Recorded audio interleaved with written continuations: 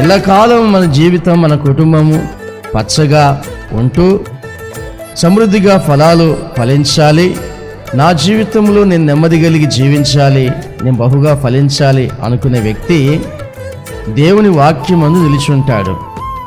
మనం చదువుకున్న వాక్య భాగంలో దివారాత్రములు ఆ యొక్క వాక్యాన్ని ధ్యానించువాడు ధన్యుడు, అంటే ఆశీర్వాదానికి వారసుడు.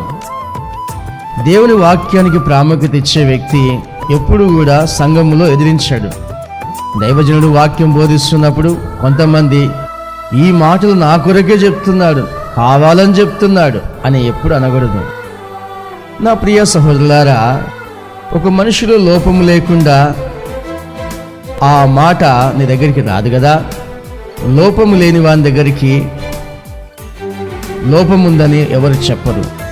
అయితే సంఘములో నీ దగ్గరికి ఒక మాట వచ్చిందంటే అది దేవుని మాటగా తీసుకొని నిన్ను నువ్వు పరీక్షించుకొని నీరు కట్టిన తోట వలె నువ్వు బతికినట్లయితే ఎల్లప్పుడూ కూడా ఆశీర్వాదకరంగా జీవితాయకంగా ఉంటావు.